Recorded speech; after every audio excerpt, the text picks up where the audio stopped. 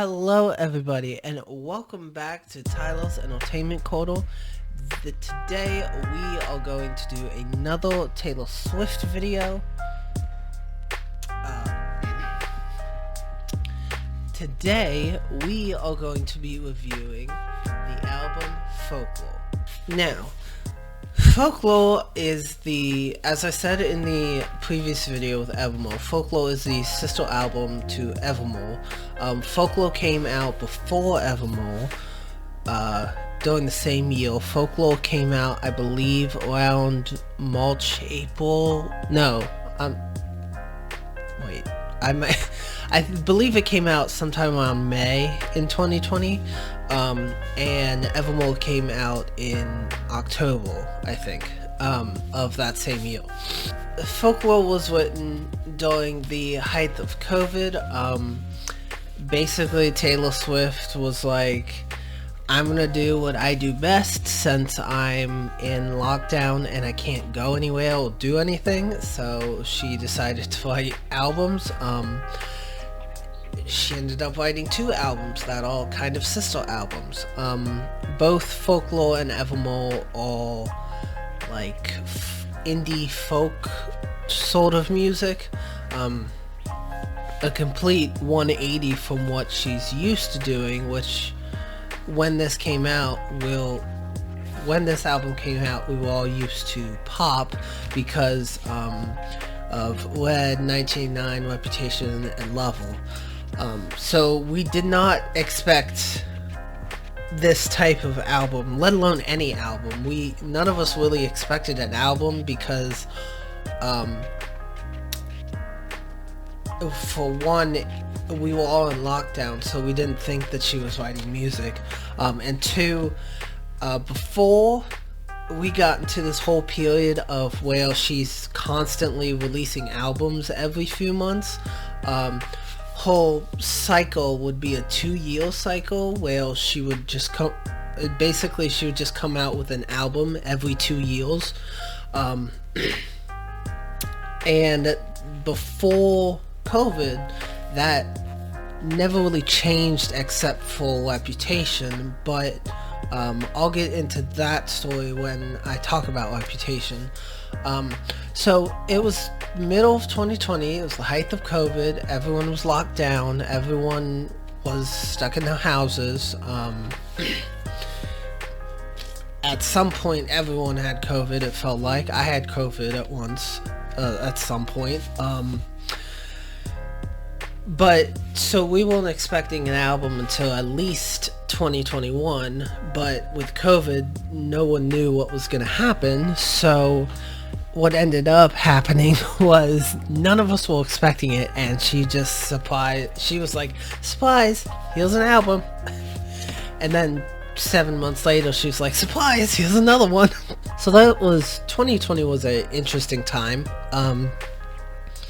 I'd say really the only good thing that came out of 2020 were these 2 albums. And probably getting Trump out of office, but that's neither here nor there. But so this album, along with Evermore, has a very melancholy feel to it. Like Evermore, it's very, like I said earlier, is a 180 degree tone from what she's used to doing at this point, which is full-on pop. And I will say, at first, I did not like this album, but I'll get into that in a second. But that's pretty much what was the big things that were happening around this time. I mean, it was an election year, but that doesn't really have anything to do with her writing music, so I'm not gonna get into that. But that's pretty much all that was really happening during this time, especially during when this particular album came out. It was the height of COVID. Everyone was inside, everyone had stockpiled on toilet paper, of all things, but everyone had stockpiled on toilet paper, food, water, No one was really going out except if they were essential workers and they were working. I was one of those. I only went out to walk. And then I came home and pretty much watched TV or listened to Taylor Swift. So, but I will say, since that's all that's was happening during that year, let's talk about the aesthetic of this album. This is one of my favorite albums. Aesthetically, I love the kind of grayish, the black and white gray tones of her standing in a forest. It's just so the folklorian forest, as people call it. It's just so mystical and whimsical, and honestly, this album for some reason makes me think of like fairies, of like the realm of fairies. You know, fairies live in the woods. They're very woodsy, whimsical creatures, and I feel like this album kind of encapsulates that. A lot of the songs don't. But like the front of it, the back of it is so pretty too. Her little buns, little side buns are cute. But I just love the gray. I will say it's a very muted color scheme, which I usually don't like muted color schemes, even though most of the time I wear black and gray mixed with a little bit of color. But what I wear is generally, it has a pop of color. Like the sweatshirt is mostly gray, but it has the purple inlay, it has this, it has some purple on the front, and all that. So I like this color scheme, but it's a little too muted, but at the same time it's great for this album and the feel of this album. The inside is great too. Like, oh, I don't know how to orient my camera. Like, look at those photos.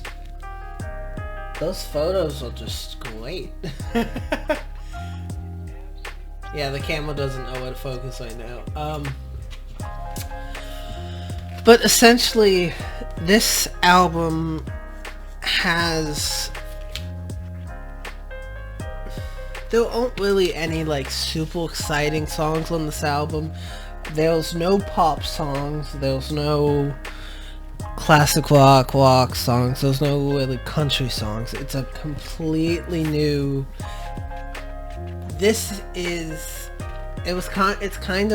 feel like it's kind of like Taylor Swift was like, here's a new genre for you guys. Guess what? I can sing in more genres.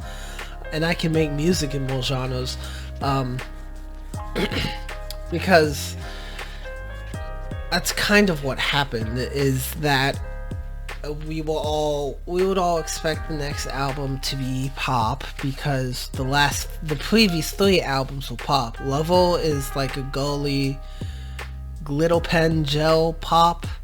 Reputation is kind of more of it's a darker pop, not in the sense of like darker, like more evil or whatever. It's just more of I guess you'd say it's more of a refined pop. The best I can say. And then 1989 is just like a pop bible, as some of us call it.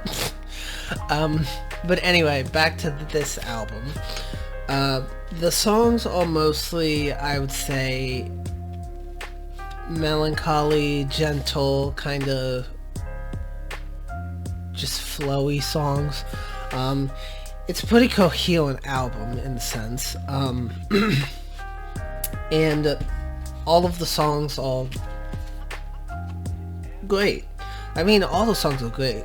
There's a few songs I don't like, but if you look at the songs lyrically, this is her best work lyrically. Like, 100%.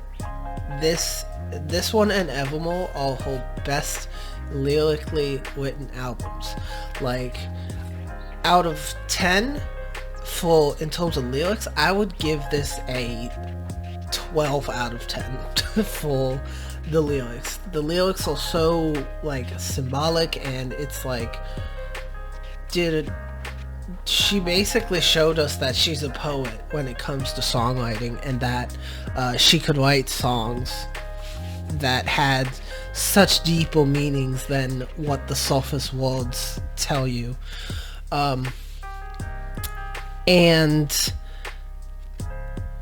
that actually makes me excited for her new album that she just announced. Now, I know that this video was probably coming out in March, but I'm recording it the day after the Grammys, where she announced her brand new album, TS11. It's gonna take me a minute to fully remember the name of the album, but it's the Tormented Poets Department or something like that. Just by the name, it sounds like it's gonna be it's gonna be just like Folklore in terms of lyrics, but so much more like deep. I'm not ready for it. Although I will mention, can we just all, getting off of Folklore for a second, can we just all acknowledge that we were all tricked into thinking that Rap TV was going to be announced, and instead we got a whole new album. Which, to be fair, the Poets Department album is kind of white and black like Reputation, but it's a lot more of muted colors than Reputation is, because Reputation is like a stark black and white, whereas the Poets Department is that's probably what I'm going to call it for the rest of my life, the Poets Department. The Poets Department is like a muted white and black. Maybe there's even like tones of saipe, or however you say that word, mixed in with it. But that one just sounds to me like it's gonna be a deeper version of Folklore, and I'm not ready for that. But getting back to Folklore, at first there were only like 3 songs off this album that I liked.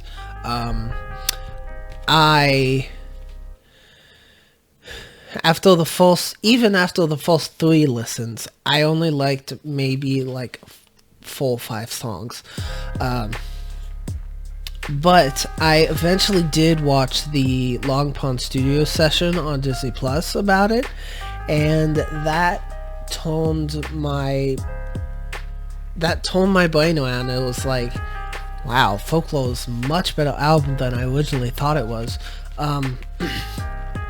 But like some of my favorite songs, I think the first time I listened to it, Cardigan was my favorite song. Cardigan is still, I think, my second favorite song. But songs like The One, Cardigan, Exile, August, Betty, The Lakes, I like those songs. My favorite song off this album is August. I love August, and I love the fact that my favorite song off this album is called August, because I am an August baby. I was born in August. So I love that. It's non-intentional, but like, hello, freaking August is for me now. It's for the Swifties now. But like, when I first listened to this album, I didn't like songs like My Tears Ricochet, or 7, or This Is Me Trying. And then when I watched the Long Pond Studio sessions on Disney Plus, I started liking the songs. But there's still a few songs off of this album that I really could care less for. I like them to some degree, but I could still care less for them. Some of those songs include Mule Ball, Hoax, Peace, Epiphany, Mad Woman.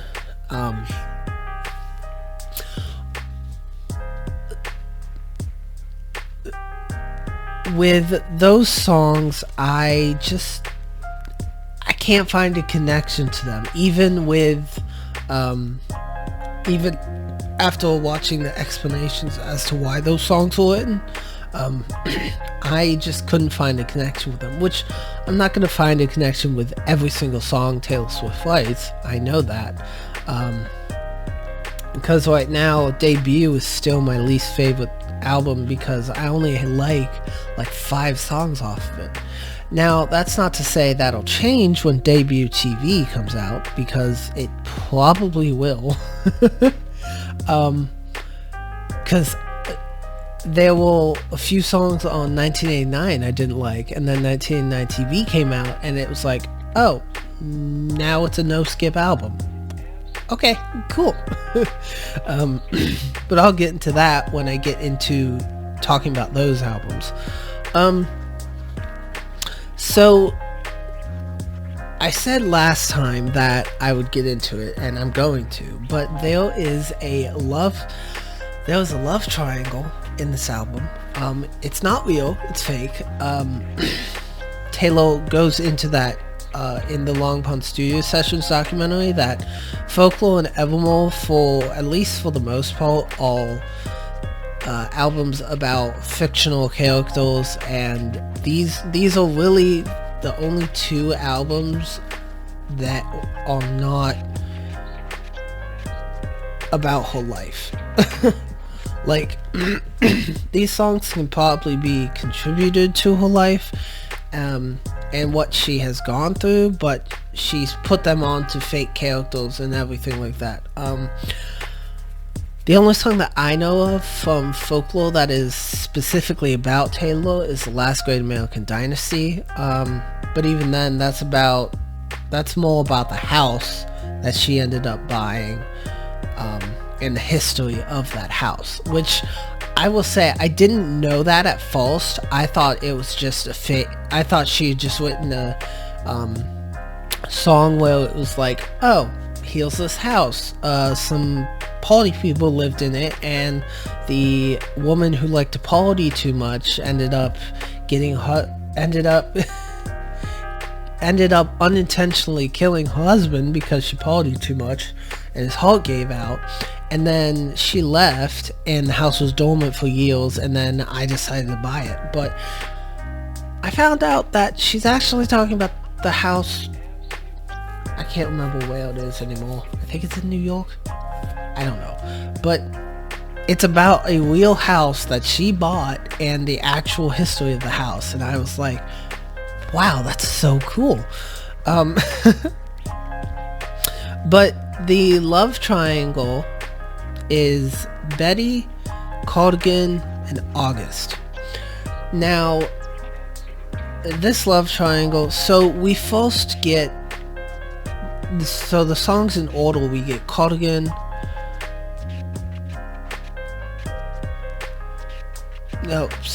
we get Cardigan, August, and Betty. Now, the thing about it is they aren't necessarily in the right order in terms of like how they happen, but so essentially Betty is where we start out at. Betty is about this girl named Betty who has a lover, or at least someone in love with her, named James. They are in their late teens, early 20s. They're young adults at this point. And Betty is a song basically about how James did something wrong. I can't think about what he did wrong exactly, but the the love triangle the love triangle explains it. but James basically cheats on Betty, if I'm getting it right. I don't know why I did that, but James basically cheats on Betty, and Betty's song is... Oh, sorry. The song Betty is James speaking to Betty, basically being like, if I showed up, using some of the lyrics, if I showed up at your party, how would you react to me showing up to your house? Would you have me? Would you hold me? Would you tell me to go F myself? And he ends up showing up at the party, and then Betty, I think in the song, Betty forgives him and like lets him into the party or whatever. But yeah, at this point, it's actually been a little bit since I've listened to Folklore, surprisingly. I've mostly listened to, I think out of all the Taylor Swift songs I've listened to right now, it's mostly been Reputation, Speak Now, and 1989. Which is just, I'm just going A through Z through all of my songs on Apple Music, so it's just whatever happens. And then we go to the next song in the love triangle, August. And August is basically talking about how James... It's basically talking about how James had an affair. Well, James is affair with another woman. Or fling, if you could even call it an affair. But it's saying from the perspective of the woman James had a fling with. And she's basically saying stuff. She's basically explaining how the fling went by so quickly, and she kind of wishes that it didn't go by so quickly and that there was a little bit more to it. But then we get to the last song of the love triangle, Cardigan. And Cardigan is sung from Betty's perspective, but Betty is grown up now. Betty is in her 30s. James is also probably in his 30s. We don't hear about the other woman in Cardigan, but Cardigan is basically her reflecting on the relationship she had with James back when they were young adults. And he uses analogies of cardigans, like you were an old cardigan, and I just think that's really cool that she didn't just write songs, she actually connected a lot of the songs. She might do that in other albums, but it's just apparent in this album. It's super apparent in this album as opposed to other albums that might have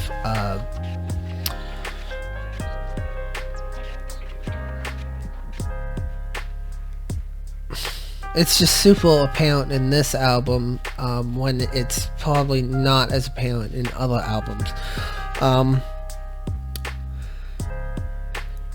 But that's pretty much Folklore. Again, I just love the cover. It's so pretty. But I would give...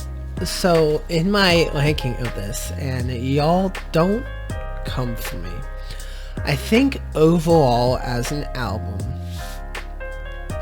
Well, I'm going to start ranking the albums in 3 different ways, because it doesn't make sense if I just rate it one way. So, I'm going to start rating the albums out of lyrics, my feelings towards them, and the album as a standalone album, like objectively. So let me clarify. Lyrics, subjective view, objective view, or at least as objective as it can be. So lyrically, like I said earlier, 12 out of 10, 100%. Objectively, I would give this album, as a standalone album, I would probably give this album a 9 out of 10. Maybe even a 10 out of 10. It's just beautifully written, and yeah. But subjectively, I would honestly give it probably a full 5, probably 4.5 out of 10, 5 out of 10. Simply for the fact that I only listen to and only like about 55 to 60% of the music, of the songs on this album. And indie is probably one of my least favorite genres of music. Now, I will say that's changing, but that's also partly changing because before Taylor released Folklore and Evermore, I don't think I'd ever even heard indie music. I probably had, but I didn't really listen to indie music. But now that I do, or I do more often at least, I have a sense of what indie music is, and it's not my least favorite genre of music, but it's also not in my top 5 genres of music, so it might not even be in my top 7. I don't know how many genres of music there are. So anyway, but this has been my review of Folklore. If you liked the video, give it a like. Comment down below what your favorite Folklore song is, or if you want to comment some opinions that might be controversial down in the comments. I would love to hear them, because I certainly have controversial opinions as well.